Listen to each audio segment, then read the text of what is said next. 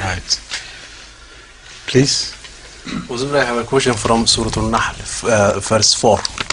أعوذ بالله من الشيطان الرجيم. خلق السماوات والأرض بالحق تعالى عما يشركون. What is meant here by al-haq? Al-haq is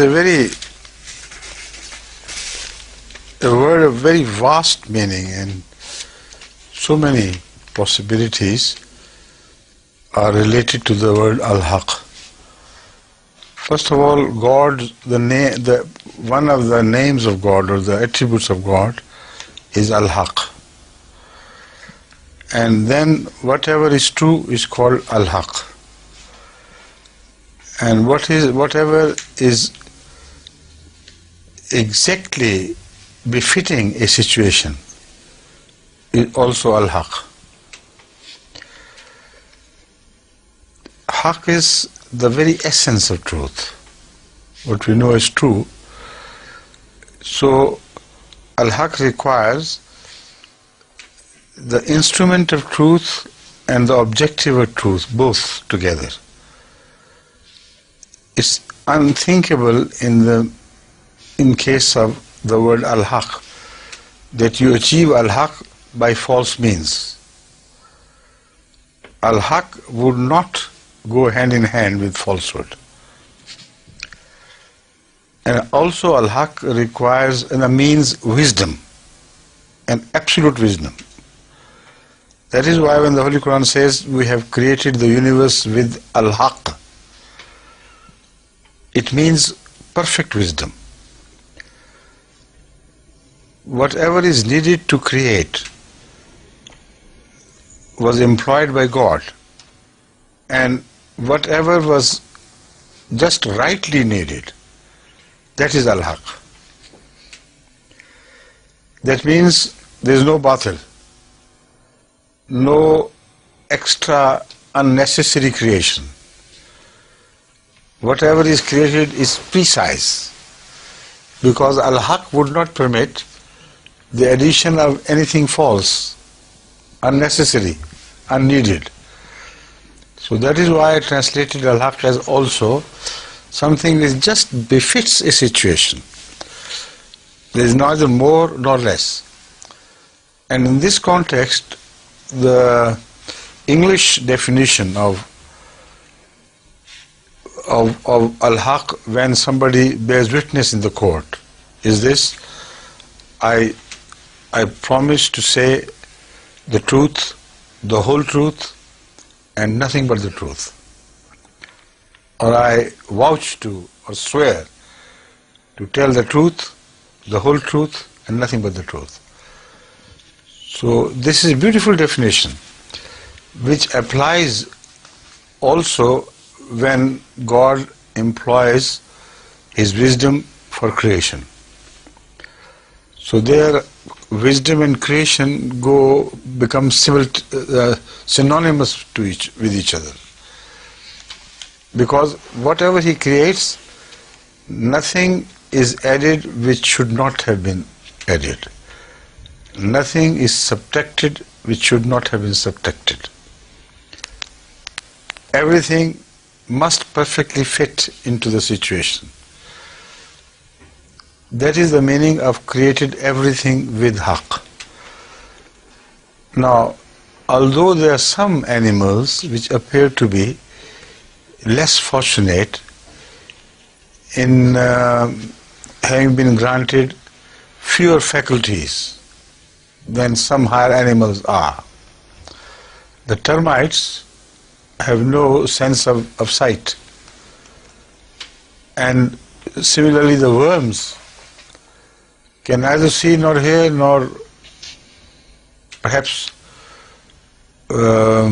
taste, but if they have a taste, something of their taste exists while we do not know how it works. But we know they don't have any sight. We know they do not have ears or faculty of hearing. Yet they are perfectly suited to the environment in which they must survive. So they thrive without ears without noses, without eyes. So it does not mean that they are imperfect things. Here al-haq means whatever they needed in their situation for their survival is granted to them in a perfect manner. For their survival, they have everything. And for human survival, the humans have everything they need. The bees have everything which they require. The birds of prey and the beasts of jungle are provided with everything they need. So the sense of the meaning of the haq remains the same. But in every situation, it manifests itself in different ways. The requirement of haq in case of men, humans are different. The requirement of haq in case of beasts are different. In case of birds are different.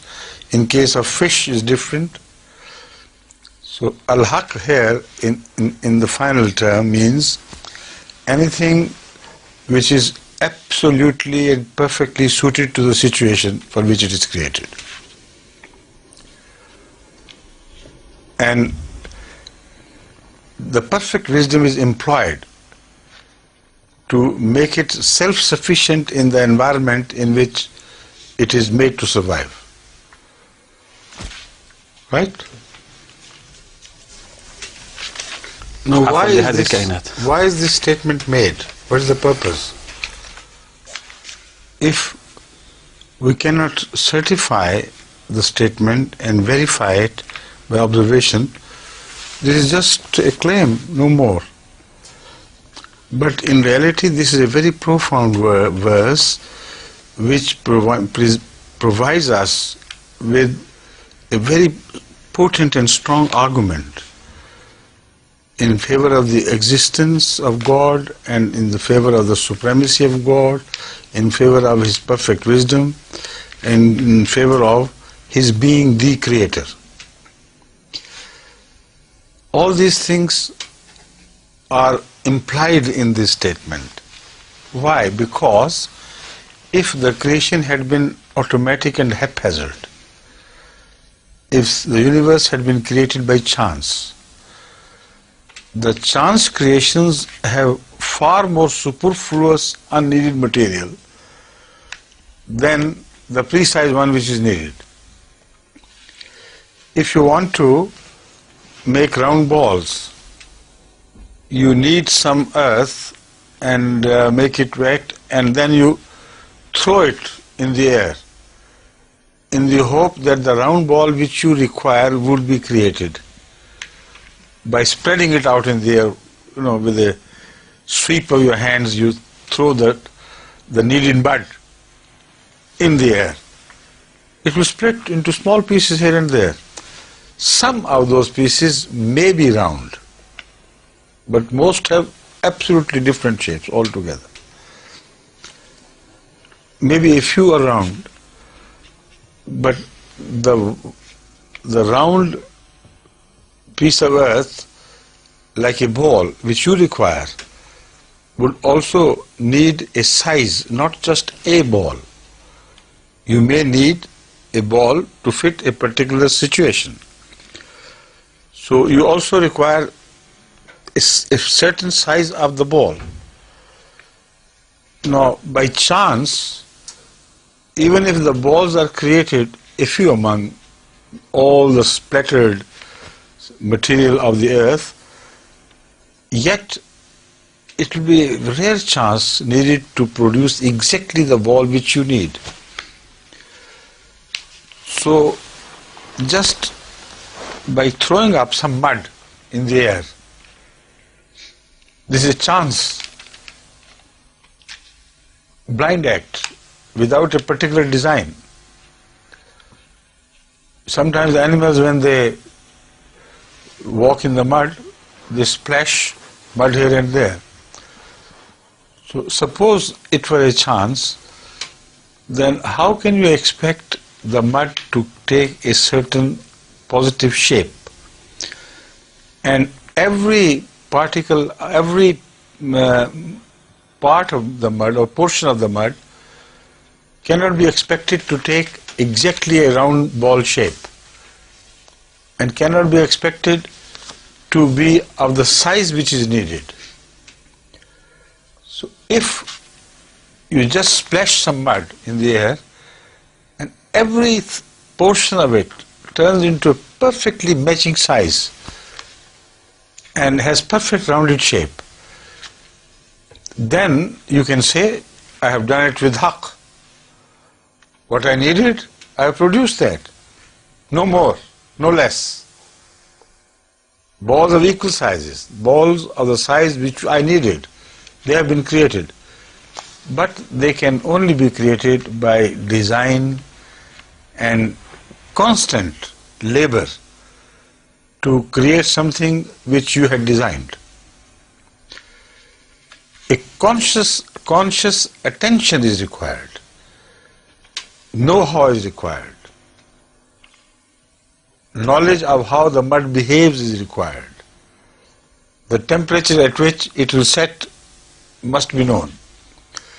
So it's a very small thing, a small ordinary thing to create a mud ball or ball out of mud. But if you just splash it in the air and the balls are created, no man will believe that it could happen automatically. Because automatically it should have most of the material gone waste, form into unneeded, unrequired shapes. And seldom, just by a remote chance, will you get a ball created of your requirement of yours and the size you need. Now, this entire universe is far more than a small, amount of mud, a small mass of mud. The universe is immense.